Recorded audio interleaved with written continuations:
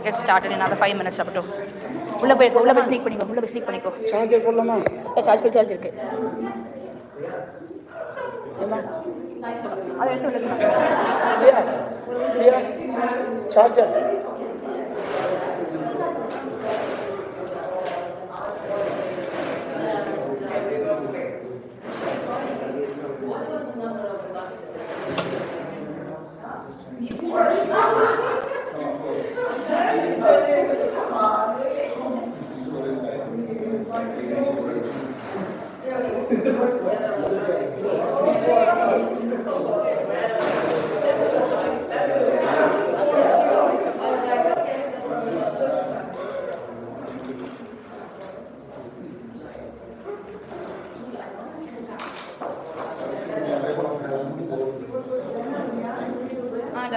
உங்களுக்கு வரல பாருங்க உங்களோட மொபைலில்.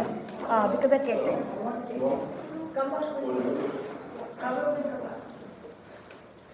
ஆடியோ கேட்குமான்னு தெரியல. இவ்வளோ தூரம் தள்ளி இவ்வளோ தள்ளி வைக்கிறது பாருங்க. பேசுறது கேட்கணும். சார்ஜர் தானே? ஆமாம், எனக்கு ஃபுல் சார்ஜ் இருக்காண்ணா. இருக்கா? அப்போ இப்போ போடலாம். ஒன்றா போட்டுக்கலாம் இல்லையா?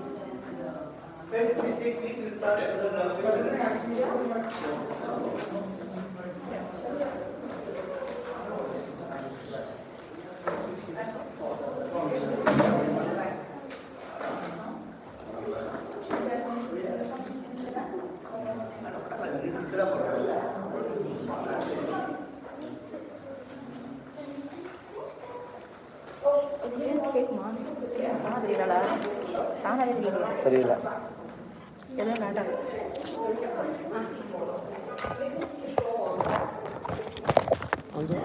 like Sahana, do you want someone special to be sitting in front? should we?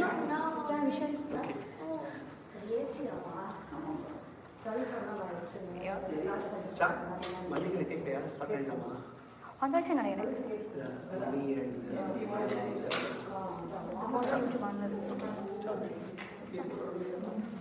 Okay. First of all, thanks everyone for coming over. We are not as extroverts, which is why you need a sheet. We have to plan, prepare, and speak. We're not as spontaneous and right? So, a big good afternoon to everyone. A writer is someone for whom writing is more difficult than it is for other people. Right? As said by Thomas Mann, Nobel Prize-winning German novelist known for his works The Magic Mountain, The Death in Venice, which captures the quiet truth behind the craft of writing. Those words remind us that writing is not just a talent, it's not just a skill, it's a commitment, a quiet persistent effort to shape thoughts into stories, stories into emotions, emotions into words. Something then touches everyone's hearts and minds as narratives. And yet writing is also a gift, a way to change the world. And today we are here to gather one such journey. And what a fitting place to do so than the Dulwich Library Hall. a cherished cultural landmark that has stood here since 1897. With its rich literary heritage and timeless architecture, the library has been a space that nurtures curiosity, creativity, and community. It has inspired generations of readers and writers, and today it welcomes a new voice to that tradition. Before we begin, here's a quick look at what's ahead. We will begin with a few words about Sahana's path as a young author, how it all began and how it's grown. Sahana will then take the stage to introduce Missing Blood, sharing the inspiration behind it, the characters, the themes, and what makes the story so special. We will officially unveil Missing Blood with a short reading from the book to give you a taste of what's inside. The ceremonial first copy will be signed and presented. We will mark this milestone with a cake cutting to celebrate the journey so far. We'll conclude with some light refreshments. To start about the author, feels interesting and very proud, very humble way as well to say Sahana as an author writing. Sahana's writing journey began not with a plan. It was with a spark. Though ironically, Sahana was not even drawn to books, not interested in books as a young child, not interested in reading at all. But that changed thanks to a little experiment, one that was suggested by few close friends here. A bit of patience and several visits to Dubai's largest bookstore, Kinokuniya. We would take her often, show her books meant for slightly older readers, the kind that sparked curiosity but were just out of reach. We wouldn't let her buy them right away. Instead, we would leave her to wander the aisles, reading blurbs and flipping through pages, building the curiosity further, while we would sit in a corner Starbucks there nearby enjoying a cold coffee and quietly watching the magic unfold. By the third visit, it worked. She was hooked. That spark was then lovingly fueled, not just by us, but by many of our friends and family who would talk to her about books that touched their hearts, give her stories and books that had shaped their imagination, and gently encourage her growing interests further and further. What began as a quiet curiosity soon became a deep and lasting love for reading, and eventually for writing as well. As said by William Wordsworth, fill your paper with the breathings of your heart. The most powerful writing comes from within, from emotion, reflection, and sincerity.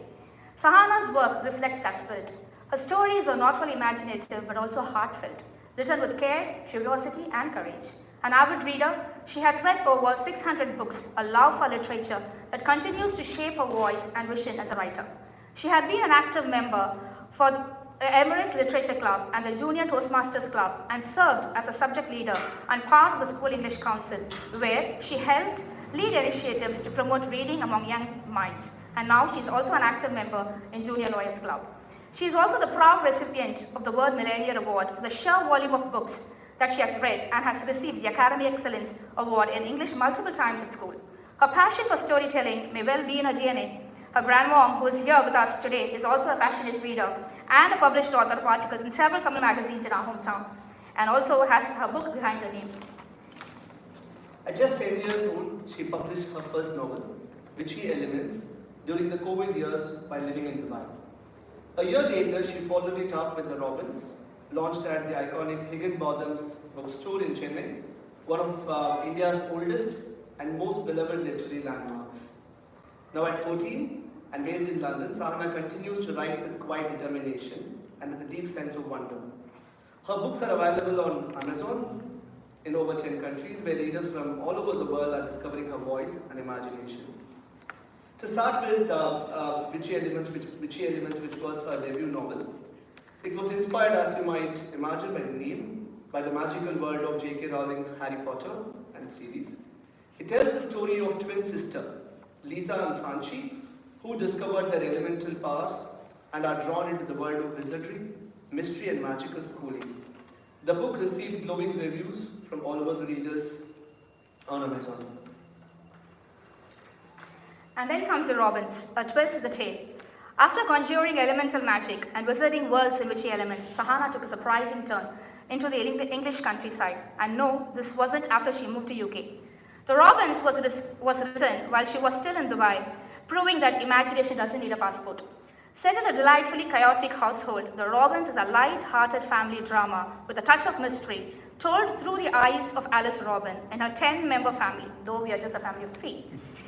The story is packed with witty observations, unexpected twists, and a cast of characters that includes a mysterious future teller, disappearing sisters, and a cat named Angel, though as Sahana cheekily notes in the book, Attitude would have been a better name for the cat. A line alone that tells you everything you need to know about her brand of humor. The book reads like a journal, intimate, quirky, and full of personality. It marked a shift in Sahana's writing from magical fantasy to grounded, character-driven storytelling. And it showed us that her voice wasn't just imaginative, it was so sharp, funny, and deeply observant. And today, with the launch of a 3rd book, Missing Blood, she continues that journey, one page, one story, one milestone at a time. Now we invite Sahana to take the stage and share a bit about her transformation as a writer, from the quirky journal-style storytelling of the Robins to the gripping mystery of Missing Blood. She'll talk about how this new book came to her life, the inspiration behind it, the characters, the setting, and the shift in the genre. But it wasn't all smooth sailing. Many of you here may already know that there was a point when the book was almost done and then was scrapped entirely. Not because it wasn't good, but just that she felt it needed more soul to it. A classic case of writer's block, which was then unblocked through her sheer persistence and imagination that she finally felt proud of and gratified not as a writer, but first as a reader. So without further ado, let's hear from the author herself, her story with Missing Blood. A round of applause for Sahana.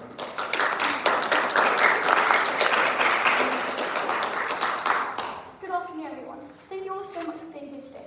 It really means a lot to me to be standing here for the release of my 3rd book, Missing Blood.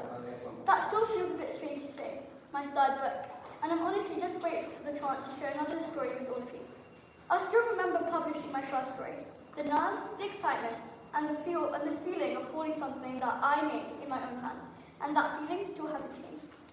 Ever since I can remember, books have been a huge part of my life. I picked up my first proper novel when I was around 8. I started like so many kids do, reading Roald Dahl, laughing at the crazy characters in David Williams' books, and following every awkward adventure in the Diary of a Kid. And authors like Jeff Kinney made reading fun. They made stories feel like friends. And I think those books are what made me fall in love with storytelling in the first place. And since then, reading has felt like breathing. Natural, necessary, and something I couldn't live without. I've read over 600 books now, and each one has shaped the way I think, feel, and tell stories. Authors like Holly Jackson, Victoria Aveyard, and E. Lockhart show me that stories can be thrilling, emotional, and most importantly, powerful. No. They taught me that stories are more than just entertainment. They're a way to speak out, to reflect on society, and to imagine what the world would be. And that's what I wanted to do with my own book. The world in my book is intense, dark, and at times cruel. A place where power rules and kindness feels like a luxury. The title, Missing Blood, doesn't just point to a person who's vanished. It hints at something more dangerous. A gap in a royal bloodline. A missing piece of power. And a country on edge, ready to fall apart. Her absence brings together 4 characters, all broken in different ways who are trying to find answers, justice, and maybe even a piece of themselves. A missing princess might sound like a fairy tale, but here is a thread that ties together fear, corruption, and resistance. This story explores caste, corruption, grief, and fear, but also strength, connection, and courage. I've always believed that every person has a story worth telling if you dig deep enough. And sometimes those who are unheard, ignored, or pushed aside are the ones with the most powerful voices. And that's something I try to show in my book. The overlooked officer, the disturbed detective, the troubled runaway, and the heartbroken sister. They all represent people who have been dismissed or doubted, and yet they are the ones uncovering the truth in a broken world. Thank you to everyone who supported me so far. My friends, my family, and my teachers. And anyone who's ever handed me a good book or listened to one of my main story videos. This is just the beginning, and I can't wait to keep writing. Thank you.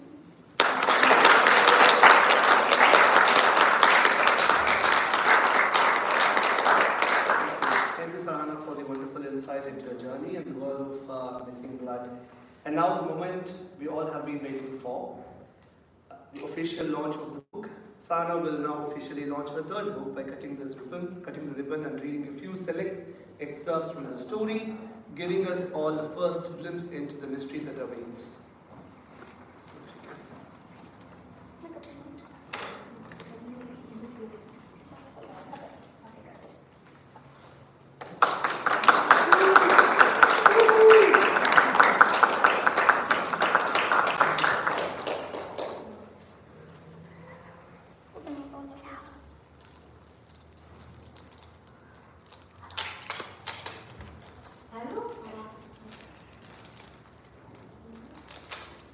Welcome. Just leave whatever pages you want. I'll start with the first chapter in the prologue. It has been 12 years since she vanished. She had disappeared. Esther Raven was her sister, and she hadn't seen her in 12 years. They didn't talk about her in the courtyard. Chatiotos did their rounds around the castles, giving an occasional nod if they saw her take a stroll outside. Aura loved going outside. Her strawberry blonde hair would sway in the wind as her arms waved freely. Her rough fingers brushing the tips of perfectly trimmed grass. She could remember Esther and her dance near the red lake. Aura despised herself for how much she missed her sister. Don't you remember? She was a traitor. She betrayed the bloodline. Aura forced herself to stop. She had to move on. It was good Esther was gone. She would have killed everyone. Her blood confirmed it. She was an Akarva, and a disgrace. But Karvas were known to be dirty and impure. A great surprise to her mother and father, the Hargul and Marmeen. No one had ever been in a Karva with royal blood. Esther disappeared a week later. She was 15. Aura was 13. There were great searches for her, each ending with Esther's presence still not known. Sometimes she wondered whether they had forgotten. The Quinners came by and promised them a future with the Wyoming. Aura didn't fall for the assumptions they had stated. The untruths were hardly believable, especially after 12 years. There was simply no reward in hoping, so she stopped hoping. Esther was a nobody, but a faint dark shadow, a shadow waiting to be awakened. I'm going to read the first chapter now. If someone wished for death, no one talked to Alec Gordon. No one dared to say a word to him. He could outsmart the wisest. He worked as a military kush, a private detective. Vetabel knew him better as a masked assassin. More than not, people often believed he investigated his own kill. He had a younger brother, Julius Gordon. He had run away years ago, many speculating he feared his own blood brother.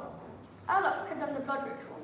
He was deemed a Karva, but even the Hargul hesitated to confront him. The Hargul's daughter, Esther Raven, disappeared after being confirmed in a Karva. Specialized people from Mershire assisted the Hargul Wyoming on their desperate hunts for Esther.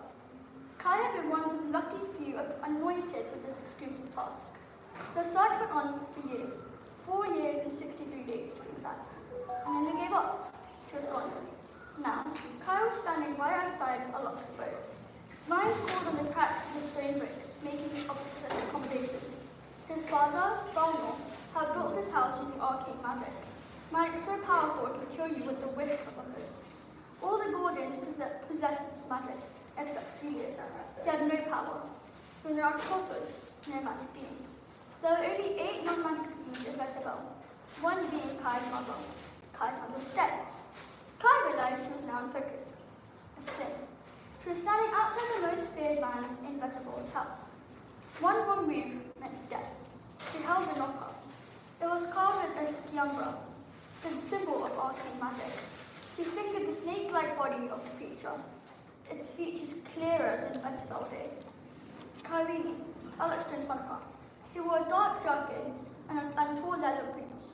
His black robe was streaked with hints of mountain grey. The hood was trimmed with fabricated gold and covered his pale colourless face. The name's Kai, she scowled. Most people feared Alok, not her. They had worked alongside each other in the desperate search for Esther. Kai would even say she was used to his alarming tactics. Alok smirked before he let her into his rather impressive residence.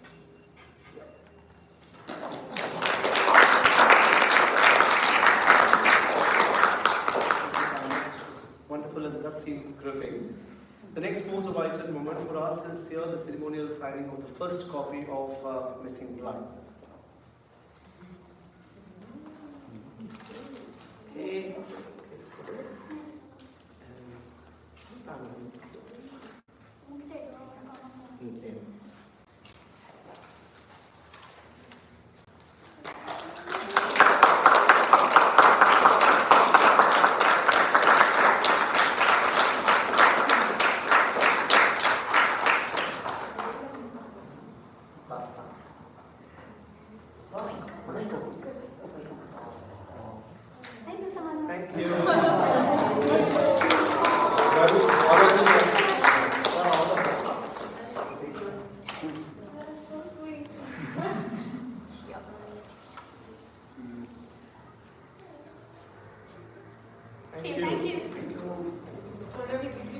first book.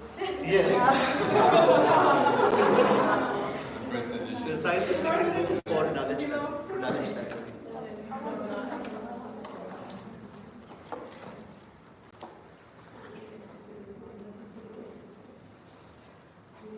So after this, we'll quickly continue to celebrate the milestone, and then we'll have light refreshments in the meantime. In case if any of you wants a signed copy, because thank you. This is for Dulwich Library, which we are everybody up here. Are you taking any questions from the reporters? I'll pretend like I'm Sada from the Times, right? It's about the future. How long did it take for you from start to finish your book? 2 years. 2 years. Yeah, it took me 1 year to write the first one, and I threw it all of it, and then started with it. Was there a certain routine you had? Like how many hours a week you wanted to spend I writing? just write when I'm 90, and then I continue it. Like, I got better. Fantastic. Well done. I'll be the second reporter. Where do you seek your inspiration from when it comes to characters or plot lines? Usually different books, but sometimes Netflix. And sometimes when I'm walking, I just see people like, oh, that's interesting. And I'll put it in my book as well. Any questions? Who was the first person who read your this book? Me? And then, We've gone through our scripts, but we will now go through it in full. Because it was a Google Drive. Then Google Drive is about 75 pages or something, and then converted into. Earlier books we had illustrations as well, so it took more time to select the pictures, illustrations. This time she did not want illustrations, so which meant it's more reading and scrolling. Yeah, Do you like that? Yeah. Roll முடியாது. Like this and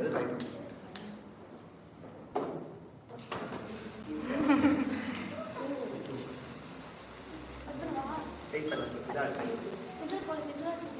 உனக்கு நான் இருக்கிற உனக்கு cut பண்ணேன் நான் கொடுக்குறேன்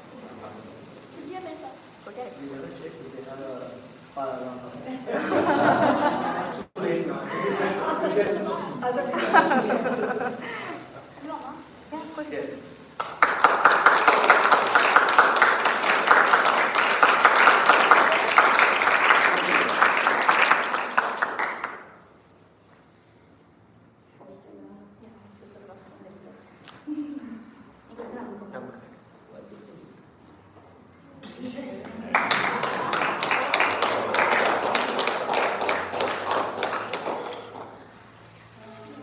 ഞാൻ കേട്ടോ 2 years for a cake, huh? That's a long time. Okay. We'll now go in for live refreshment, but before that, Aman, again, for me, you want to say a few words, a few words for Sahana. Hi all. One and all, I welcome you all for the practice function. I'm not too good in English. Still, I would want to say a few words about my granddaughter. Actually, she's a ferocious leader. One. Second thing, right from childhood, she used to say some imaginary stories a lot. Once, I would like to remember and say, we were traveling in Chennai from in Tamil Nadu, India. We were traveling in the train. Just while passing lots of trees and flowers and everywhere, it was greenery. The moment when she saw that, she just said something poetically, which really made me got surprised. How come she was just 4, 5 years like that? How come being the smallest girl, she is able to connect nature with the train on the wheels and paddles, all that she said. I really wondered, how is it possible like? But after some time, she started writing small scripts to me, whenever she comes to India, I used to ask her, wherever you visited, please write and tell me, I haven't seen any of those places. Please let me know what you have seen from your eyes. Let me get to know something about those places. She just written something and given it to me. Those things really made me to think she has something in her which can be really bring it out. The hidden talent has to be brought out. Every child will be having some hidden talents in them. Someday, in some time, when the parents get to know about it, really, they should trigger it and bring it to the world. It will be a great motivation for them. We will not even know what will fetch them in for future. Something what we trigger today might grow inside once it will get activated and bloom it. So, please all parents, do something. I congratulate my granddaughter. I'm very proud for it. At the same time, I say thanks to the Almighty for everything that is brought to the world. And the parents who found it, there is something in her, has to come out. They did it. I really appreciate the parents also and the Almighty and the books, whatever she has read, she has done it. I couldn't read much because I'm not too good in English. The language which she used, almost for many words I need to look at the dictionary, which is not possible for me in this age. Of course, I would want you all to read the book and say your comments and feedback for her growth in future. Okay, my husband really, he would also say something. He said, you speak everything, I will photograph and video and present it on the screen. So, I thank you all. Please read the books and get encouraged. Thank you all.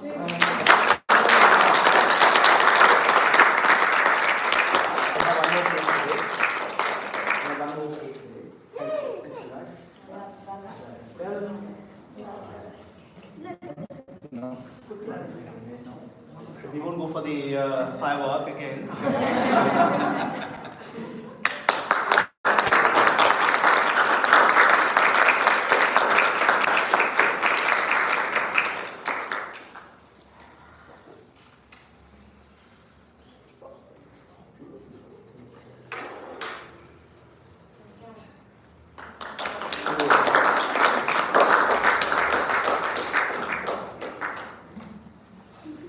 Before we conclude, first of all, thank you again, once again, for joining. A heartfelt thanks to each and every one of you who have made the time on a Sunday, you can imagine, to be here today, especially those who travel long distances, for some commuting over 2 hours, I'm sure, just to be part of this moment. And for those who came from other countries, like my colleague Diana and her boyfriend, they are here for a leisure visit, but still made the time to join us for the celebration today. Your presence, all of your presence, does mean the world to us.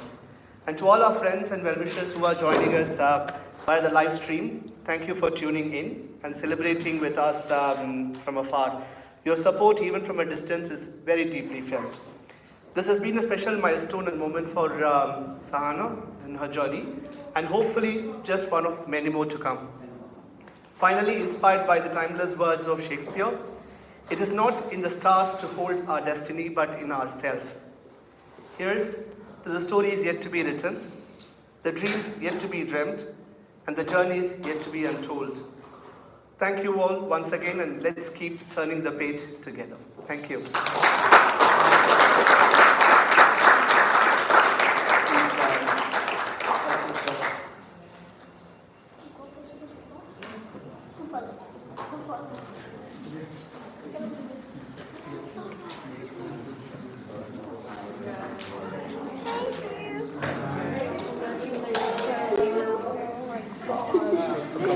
Sorry, we were a bit late.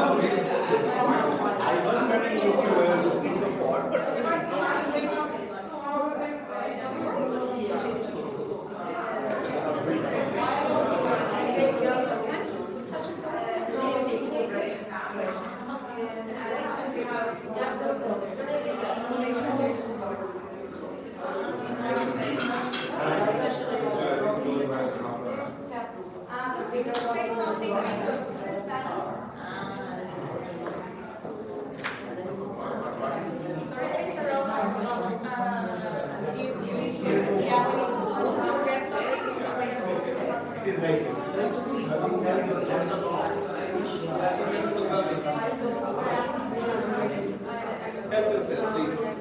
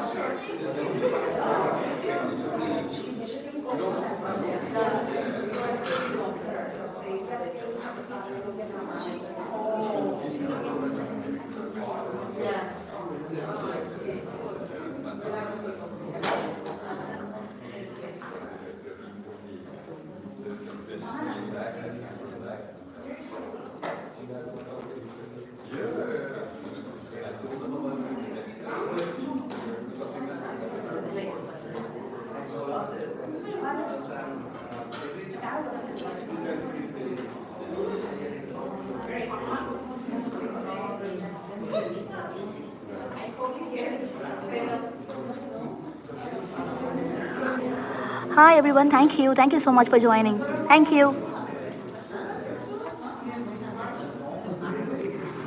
Would I?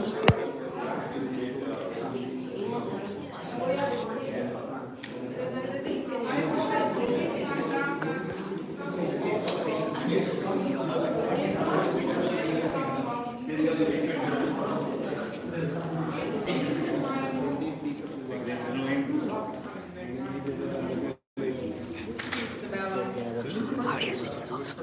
Well, I don't know. I don't know. I don't know either.